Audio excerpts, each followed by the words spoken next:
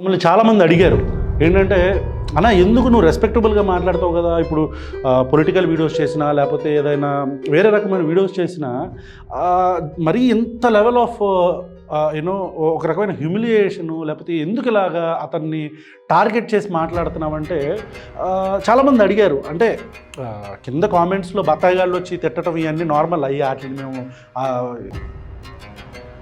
పెద్దగా పట్టించుకోం. కానీ బట్ జనరల్గా మన మీద కన్సర్న్ చూపించే వాళ్ళందరూ అడుగుతున్నారు వై, ఐ మీన్ మనకి ఎక్కువ రేషనలిస్ట్ సర్కిల్ ఎక్కువ ఉంటుంది కాబట్టి వీళ్ళందరూ అడుగుతున్నారు ఎందుకు ఈ లెవెల్ ఆఫ్ పర్సనల్గా మాట్లాడుతాం లేకపోతే అతన్ని ఎందుకు అలా మాట్లాడతాం అంటే, ఇలా అడుగుతున్న వాళ్ళకి మీకు ఒక వీడియో బైట్స్ ఒక 2 చూపిస్తాను, ఒకసారి మీరు చూడండి.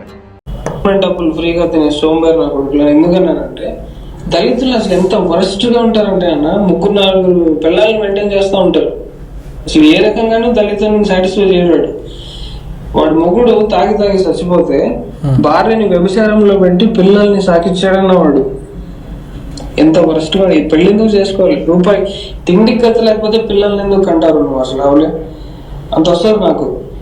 తిండికి గత ఉండదు, పెళ్ళిళ్ళు చేసుకుని 4-3 పిల్లల్ని కనేస్తారు. అసలు దళితులు సోకాళ్ళు కేటగిరీస్ నన్ను అడిగితే అసలు ఒక్కొక్కడిని రఫ్ ఆడిస్తాను.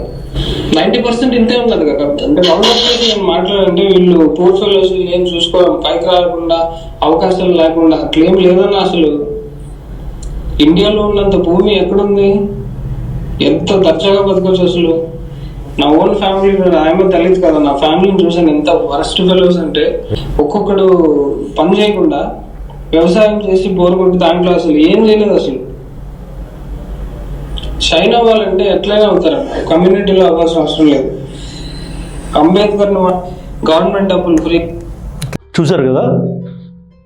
సో ఇలాంటి వాళ్ళకి, ఈ వినోద్ లాంటి వాళ్ళకి ఏ భాషలో చెప్పాలి అంటే, కాదు వినోద్ గారు మీరు అలా చేస్తే కరెక్ట్ కాదండి, మీరు ఇలా మాట్లాడకూడదండి, ఇప్పుడు మీరు భాషను ఇట్లా తీసుకురాకూడదండి, లేదంటే మన వేదాలు అలా చెప్పలేదండి అని చెప్తే వీడికి ఎక్కిద్దా?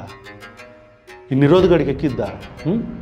రకరకాల మనుషుల్ని, ఒక జాతుల్ని, లేకపోతే దళితుల్ని కావచ్చు, లేకపోతే రేషనలిస్టులను కావచ్చు, ఏథిస్టులను కావచ్చు, వాడు వీడు అంటూ జవహర్లాల్ నెహ్రూ, గాంధీ, మాకు కూడా చాలా డిస్ప్యూట్స్ ఉన్నాయి నెహ్రూ ఐడియాలజీస్ మీద, గాంధీ ఐడియాలజీస్ మీద. మదర్ తెరిసా తను మతాన్ని ఇక్కడ ఎట్లా స్ప్రెడ్ చేసింది, క్రిస్టియన్, వాటిని మేము కూడా వ్యతిరేకిస్తాం. అంటే we have also so many difference of opinions. కానీ మాట్లాడేటప్పుడు భాష ముఖ్యం కదా. నువ్వు మాట్లాడతావు, ఎదుటోడు ఎవడు మాట్లాడట్లేదు కదా అని నీకు నచ్చినట్టు మాట్లాడుతుంటే, ఇలాంటి వాళ్ళకి ఈ భాషే కరెక్ట్.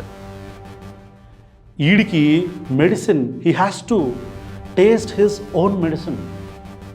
ఇలాంటి వాళ్ళకి ఇదే భాష కరెక్ట్. ఈరోజుగా మేము మారిపోయామనుకున్నావు కదరా, మేము మాట్లాడమనుకున్నాం కదా. ఇంకా ఉన్నాయరా సిరీస్ ఆఫ్ వీడియోస్ నీ మీద. మళ్ళీ నెక్స్ట్ వీడియోలో కలుగుతాం.